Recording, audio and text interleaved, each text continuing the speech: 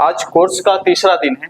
आज के दिन हम समझेंगे एसी के प्रकार। एसी कितने प्रकार के होते हैं, ठीक है। एसी 3 प्रकार के होते हैं।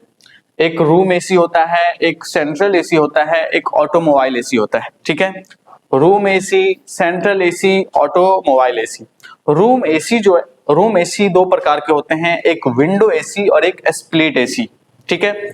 विंडो एसी और स्प्लिट एसी, विंडो का मतलब होता है खिड़की। ये जो एसी है विंडो एसी, ये खिड़की में लगता है, ठीक है।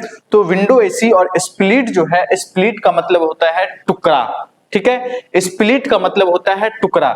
ये स्प्लिट एसी भी कई प्रकार के होते हैं, जैसे कि वॉल माउंटेड एसी।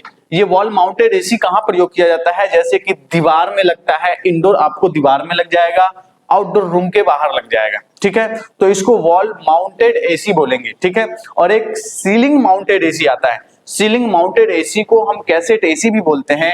ये सीलिंग माउंटेड एसी ये हमारा छत के ऊपर लगता है नीचे में, ठीक है। और जो आउटडोर होता है ये आउटडोर हमारा रूम के बाहर लग जाता है, ठीक है। और एक फ्लोर माउंटेड एसी होता है। ये फ्लोर माउंटेड एसी जो होता है इसको हम टावर एसी के नाम से भी जानते हैं।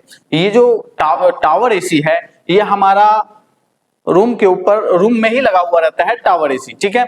और एक होता है हमारा डक्टेबल एसी। ये डक्टेबल एसी डक्ट के थ्रू, ठीक है, डक्ट के थ्रू रूम के अंदर हवा दिया जाता है, ठीक है। इसका इंडोर रूम के अंदर होता है और आउटडोर रूम के बाहर होता है। इसी में हमें VRV, ठीक है, स्प्लिट एसी के अंतर्गत ही हमारा VRV आता है, ठीक है। VRV, VRF, ये VRV, VRF हमारा स्प्लिट एसी के अंतर्गत ही आता है। तो सेंट्रल एसी, ये सेंट्रल एसी बड़े बड़े मॉल में, बड़े बड़े हॉस्पिटलों में इसका प्रयोग किया जाता है। सेंट्रल एसी भी 2 प्रकार के होते हैं, चिलर एसी और पैकेज एसी।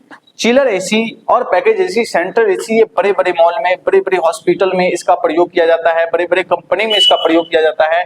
चिलर एसी भी 2 टाइप के होते हैं, एक एयर कूलिंग चिलर आता है और एक वाटर कूलिंग चिलर आता है। इसी में हमें, इसी को HVAC बोलते हैं, HVAC, heating ventilation air conditioner, ठीक है।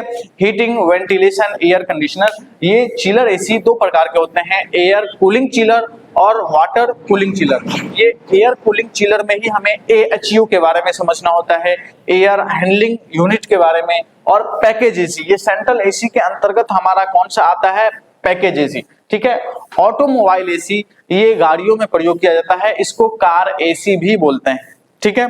कार एसी, ये ऑटोमोबाइल एसी, ये हमारा कार, स्कॉर्पियो, बोलेरो, बस, ये सब में जो एसी प्रयोग होता है ये हमारा ऑटोमोबाइल एसी होता है, ठीक है। तो एसी हमारा 3 प्रकार के होते हैं, एक रूम एसी, एक सेंट्रल एसी, एक ऑटोमोबाइल एसी, ठीक है। तो रूम एसी के अंतर्गत 2 एसी आता है, एक विंडो एसी और एक स्प्लिट एसी। स्प्लिट एसी के अंतर्गत कई सारे एसी आते हैं, जैसे कि हमारा वॉल माउंटेड एसी और cassette AC, tower AC, ductable AC. इसी में हमें मिनी स्प्लिट एसी आ जाता है, जिसको हम VRV या फिर VRF के नाम से भी जानते हैं। सेंट्रल एसी, ये भी 2 प्रकार के होते हैं, ये चिलर एसी और पैकेज एसी। चिलर एसी भी 2 प्रकार के होते हैं, ये हमारा एयर कूलिंग चिलर आता है और वाटर कूलिंग चिलर आता है। ऑटोमोबाइल एसी हमारा गाड़ियों में प्रयोग किया जाता है, ठीक है।